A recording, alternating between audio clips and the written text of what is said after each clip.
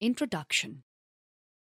The monograph aims to provide the civil servants, military leaders, the diplomats and the students with an intellectual basis they will need to prepare for further study or for assignments in Afghanistan, a nation that has been on war since last 33 years. With the analysis of the land and its people, and by recapping the history of Afghanistan and by assessing the current situation, this work can set a foundation upon which the students and leaders can begin the preparation for specific tasks. It also aims to examine the range of choice for the further US policy towards Afghanistan and to give suggestions for future study. Much of the outline of the recent events will be familiar to many. Just 2 days before the 9/11 attacks on the United States, the Al-Qaeda operatives who were posing as journalists succeeded in the assassination of the commander of Northern Alliance forces named Ahmed Shah Massoud inside his own headquarters in northern Afghanistan. This act could be considered as a favour by Al-Qaeda to the Taliban brothers as a reward for their past rapport and a down payment on the grief that was about to descend on the Taliban from the US and its allies. With the heinous attacks of the 9/9 and 9/11, the American and the Afghan people had been tied together in a common war and rage against the Al-Qaeda along with its fellow, the Taliban. After the bombardment of the US embassies in Tanzania and Kenya in 1998 by the Al-Qaeda, the United States, along with the Kingdom of Saudi Arabia and others, asked the Taliban to surrender their leader, Osama bin Laden. After their refusal and after the Al-Qaeda's attack on New York, in Pennsylvania and at the Pentagon, the Taliban again refused to give Osama bin Laden along with his accomplices. The United States took a decisive action with the backing of the United Nations Security Council resolution. With the help of the SOF, Special Operations Forces, the CIA operatives and the US air power, along with the support from the Northern Alliance and the Pashtun tribes in the south, they were able to bring down the Taliban forces and chase them all their way into Al-Qaeda allies in Pakistan and Iran. However, both Osama bin Laden and Mullah Omar escaped with several subordinates. From 2002 to 2005, a small international and American force tried to help Afghanistan to restore its feet.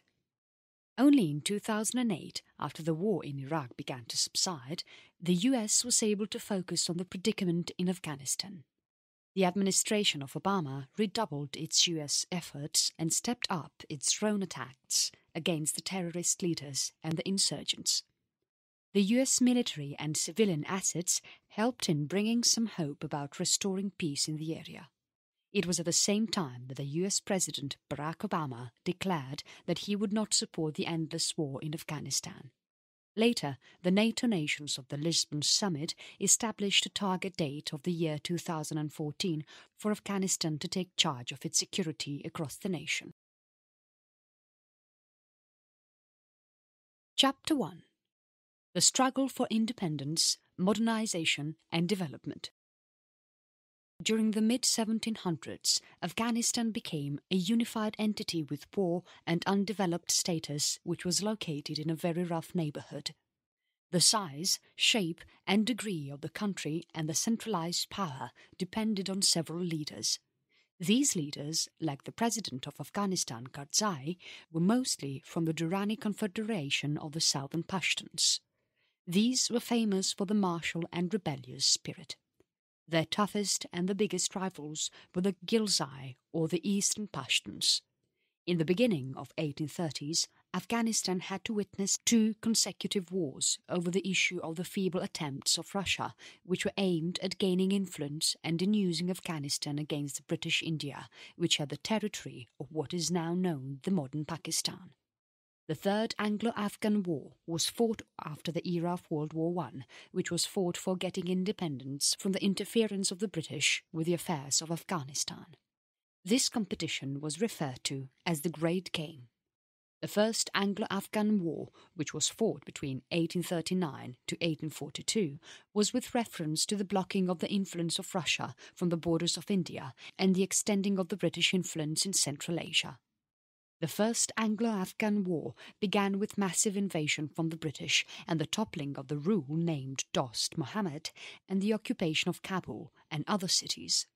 After the assassination of the British political agent, the remnants of the first British expeditionary force, which included as many as 16,000 soldiers, camp followers and dependents which tried to retreat back to India. The forces were nearly all dispersed or killed, including thousands of Afghanistan citizens, and also the 3 cities of Afghanistan were destroyed, including Kabul. It was then that the British withdrew. Dost Muhammad became the ruler again and was designated the title of Shah or Emir in different areas and eras. The ruler now spent the rest of his reign in the consolidation of power with the British subsidy.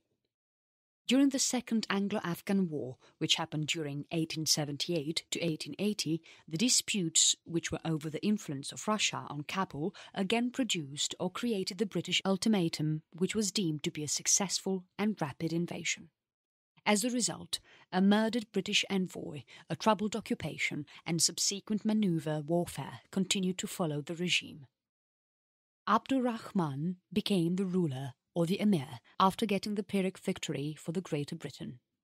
In the phrase of Barnett Rubin, a coercion-intensive path to state formation was pursued by Abdur Rahman, who ruled from the centre with a strong iron fist until the moment of his death in 1901. It was Rahman who brought the country together and ruled in an appropriate but harsh manner. He was forced to accept the Durand Line, which was drawn by the British envoy named Sir Henry Mortimer Durand. The Durand Line was meant to divide India and Afghanistan. The Durand Line also divided the Pashtuns and left a third of them in Afghanistan and around 2/3 western India, which is now the modern Pakistan. As a result of the 2 wars with British, strong Afghan-British tensions had developed, which also led to the increase of Afghanistan's xenophobia. As a result, an issue which was not resolved started over the homeland of the Pashtuns and results in the split of the 2 countries. During the first 2 Anglo-Afghan wars, the Afghans managed to earn a well-justified reputation as that of the fierce fighters who had a taste for no-holds-barred atrocities and battlefield behaviours. It was the permission of Kipling that no sane British soldier ever allowed himself to be captured even if wounded. On an interesting note, the leaders of Afghanistan fought against the British encroachment. It was after getting bested or severely vexed in the British for the establishment of independence from them that the Afghans ended up in taking subsidies from them. In return, the British received the control over the foreign policy of the Afghanistan. The main purpose of the subsidies was to strengthen the Afghanistan army and the further strengthening of the internal powers of the central government in Kabul. This was a stable situation which continued until 1919 and won total independence during the Third Anglo-Afghan War. It was followed by a great political paradox in which the rulers of Afghanistan had become the strongest in the nation and was supported by the foreign subsidies. No or low subsidies refer to the fact that a tax had to be snatched out from the locals and at times it was to be carried out with harsh conscription. These measures were not famous and irrelevant. The citizens were eager to salute and respect the national rulers, but they were not ready to have themselves interfered by the local authorities or government. World War I followed the Third Anglo-Afghan War, and Afghanistan could establish full independence after that. The independence also resulted in the mysterious death of the current ruler, or emir, named Habibullah, who did not wish for another war with Britain, as it would have cost him a good amount of subsidy. Habibullah had ruled in utter peace for almost 2 decades and had maintained a neutral state in Afghanistan during the World War I. As per the reports of the historians, the new Emir, Amanullah, who was the 3rd son of Habibullah and had seized power from the claims of the stronger dynasties, was responsible for the death of his father. He wanted to have a great showdown with the British. The Third Anglo-Afghan War had just a few battles. Even then, the British managed to make use of the biplanes to bombard Kabul and Jalalabad. The British, who were war-weary, however, gave in to the demands of the Afghan leaders soon, which demanded full independence. With the war, it brought an end to the British subsidies, which were the key source of revenue for the leaders of Afghanistan and also for the Afghan sovereignty of the enroachment of the Great Britain. After Afghanistan won the Third Anglo-Afghan War and gained independence, it was marked as the beginning of the self-rule of Afghanistan. It was then that the Emir Amanullah decided to bring about the modernization of his kingdom. He became the first Afghan ruler to take military assistance and aid from the Soviet Union. He made announcements of several reforms and even brought down the few revolts predictably in the eastern region over conscription, taxation and various social changes which included the education of women in the country. After a few years, Amanullah made a tour of Europe for a few months after retreating his most of the objectionable reforms. In the year 1928, he returned from Europe with the notion of becoming the Afghan version of Kemal Ataturk, who was the leader in Turkey and had made it a modern secular state. Amanullah went on to pursue the drastic reforms by the Afghan standards, which were despite the fact that his previous attempts at making reforms had started a revolt in the East. This time, he even went further to remove the veil from women, enabling co-education and even forcing the Afghans to wear the Western style and modern clothing in the capital. He even went on to alienate the conservative clergy, including those who had in the past supported his program of modernization. The Civil War of 1929, which was a form of revolt, broke out in Afghanistan as the weakened king was abdicated. It was for 9 months that the chaotic Afghanistan was ruled by Habibullah Kalakani, who was also referred to as Bacha Sakau, or the son of the water carrier. He was perceived by many as a Tajik brigand. When Nadir Shah came to the throne, it was then ordered to be restored in the country. Nadir Shah brought back the conservative rule and was assassinated in 1933 by a young man who was seeking revenge for the death of one of his family members. The dynasty of Nadir Shah, which was given the name Musahiban after the family name, ruled Afghanistan from 1929 to 1978. After the death of Nadir Shah, his teenage son, Zahir Shah, succeeded him to the throne.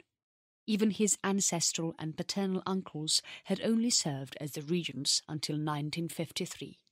From the period of 1953 to 1973, Zahir Shah ruled the country along with several prime ministers.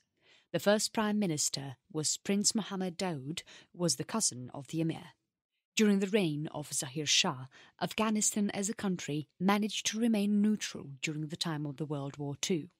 It began to develop on an economical level with the help of the foreign aid and created a modern form of the military with the help of the USSR, and therefore managed to stay at an uneasy peace with the neighbouring countries.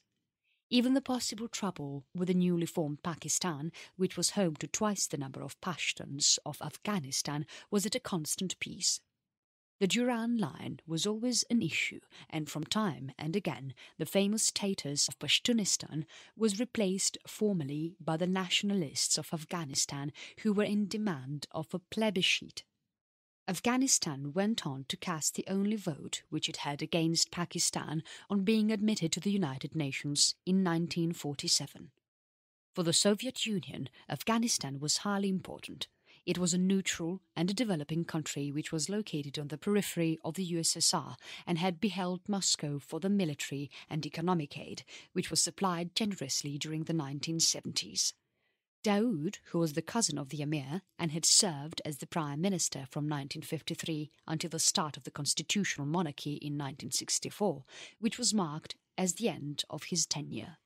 The king abraded under the authority of his cousin and has marked it in the constitution that from then onwards no relative of the king would be serving as any minister of the government.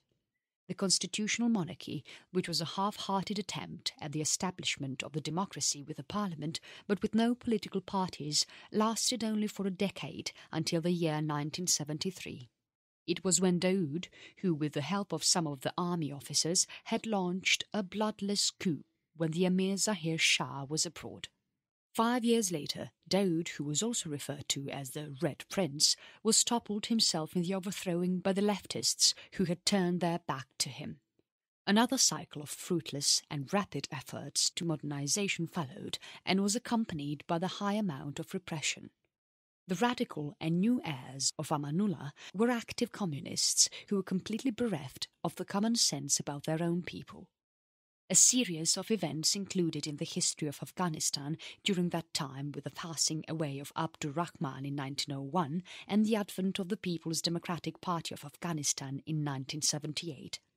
The party continues to exist even today and was woven into contemporary context, was dominated by war, domination, terrorism, radical Islam, globalization and the age of information. Chapter 2. The Saur Revolution and the Soviet-Afghan War, 1978 to 1989. The period of stability from 1933 to 1978 gave its way to insurrection, which was first targeted against the Afghan communists and later resulted in the invading of the Soviet Union. The communist overthrowing and the Soviet invasion went off to 33 years that continues to the present. During the year 1978, the regime of President Daoud approached its fifth year as he began to realize that the leftists had grown strong against his rule. A demonstration began with the mysterious death of an Afghan leftist, which alarmed Daoud. He then put the leading members of the PDPA, People's Democratic Party of Afghanistan, under house arrest. The leaders of the party called for a coup. The Saur Revolution, which began in April, was an urban coup d'etat, had marked the birth and the origin of the Democratic Republic of Afghanistan. The PDPA Party of Afghanistan had two different factions named the Khalq faction and the Parcham faction. The Khalq masses faction had great strength in the security services and was led by Hafizullah Amin and Mohammed Taraki. The Parcham Banner faction was led by Babak Kamal. After the coup, the relations of PDPA with the United States were not very productive but were still moderate. In February 1979, the relations of US-Afghan became nose-divide when the radicals in Kabul kidnapped the ambassador of the US named Adolph Spike Dobbs. The rescue attempt on saving the ambassador ended up in killing the kidnappers along with the ambassador. As a result, the aid programs of the US ended and the diplomatic profile of Afghanistan with the US has reduced greatly. In March 1979, the insurgency took a sudden change.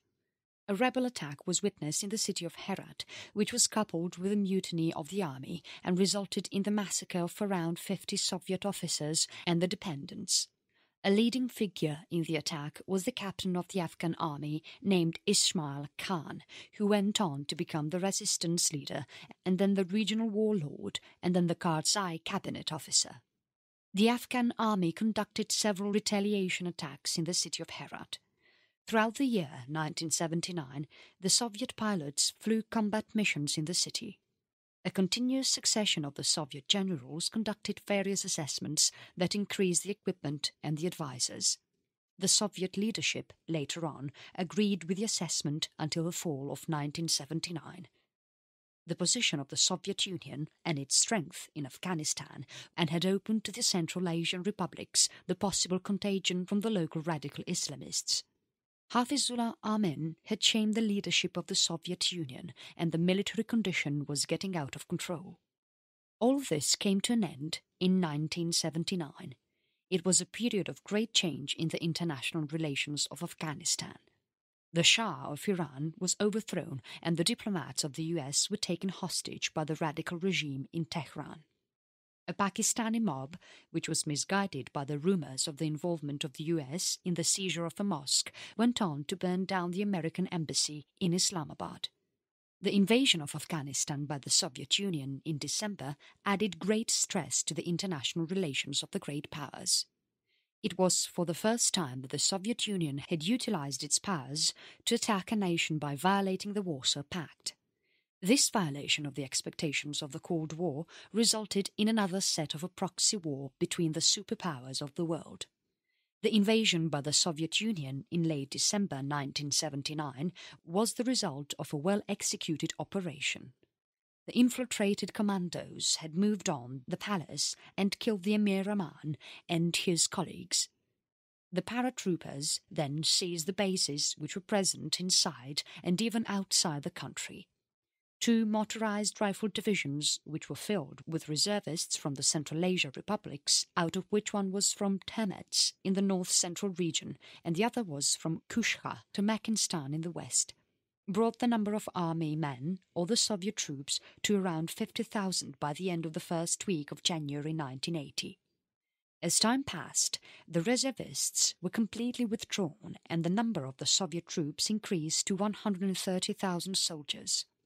The army forces of Afghanistan did not deserve the continued poor performance and moved into high gear. The Soviet forces were not trained for counterinsurgency and lacked recent experience in the mountain warfare and thus did not perform well in the environment of Afghanistan. Later, the Soviets moved in the large-scale operations to make the areas of the strong Mujahideen elements clear.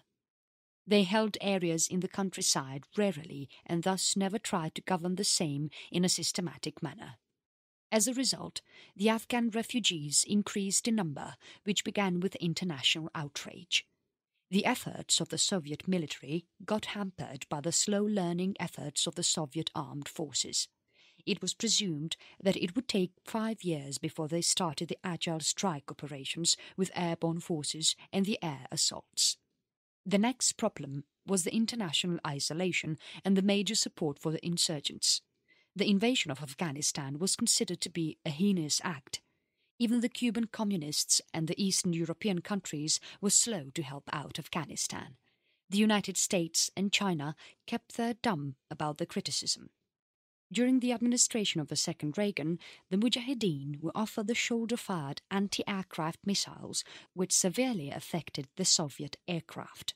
The US aid to Mujahideen, which was disturbed by the ISI, Inter-Services Intelligence Directorate of Pakistan, rose to around $400 million per year.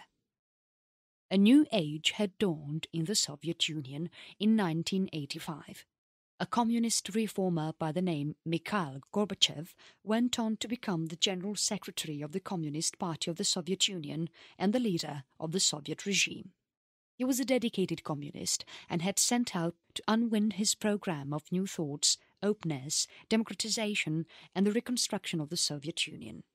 The war in Afghanistan fit the transformational agenda of Gorbachev, which supported the phrase of Stalin, like a saddle fits a cow. The Soviet Union quickly moved to the leadership of Afghanistan. Gorbachev gave the Soviet army almost a year to fight in Afghanistan, which proved extra resources and encouraged much experimentation. The USSR supported the reforms in the Afghan army, and the Soviet advisors along with the cadres of Najibullah proved quite successful in the last few years of the army in Afghanistan and the organization of the friendly militia groups. Before Afghanistan moved on to the civil war, it was important to deal with the common misperceptions.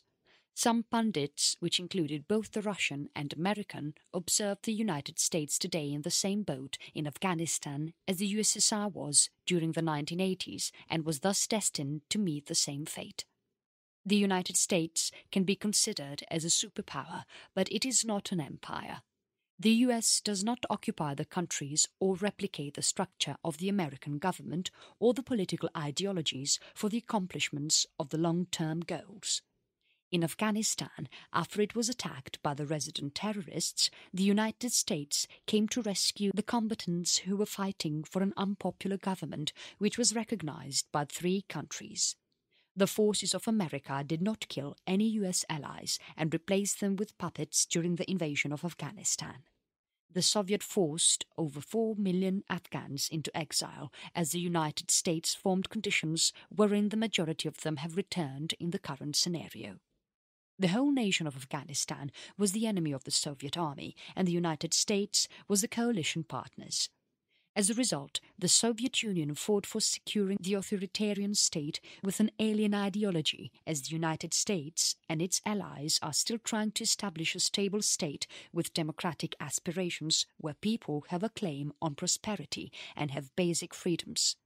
In the end, the Soviet Union experience in the US cost 15,000 Soviet and around 1 million lives of the Afghan citizens.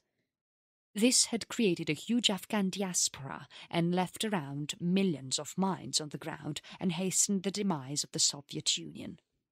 After the departure of the Soviet Union took place in 1989, a civil war continued to the start of the next century. It was the first against the Najibullah regime, and then among the Mujahideen groups, and then between the groups of the upstart Taliban.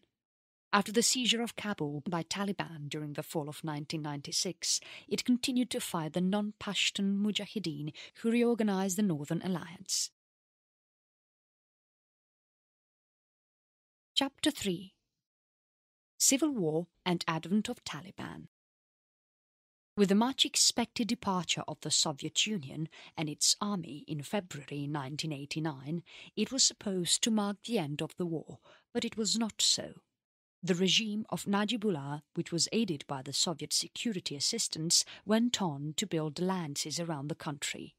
With an army of around 65,000 men and an air force of as many as 200 planes and helicopters, and also with well-paid military units, the government forces of Afghanistan were able to hold off the Mujahideen.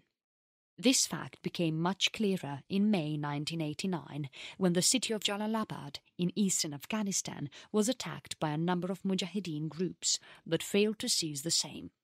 The disparate Mujahideen groups, which were dubbed as Peshawar 7, failed to cooperate and even fought among themselves. Najibullah was given full support by the Soviet Union and therefore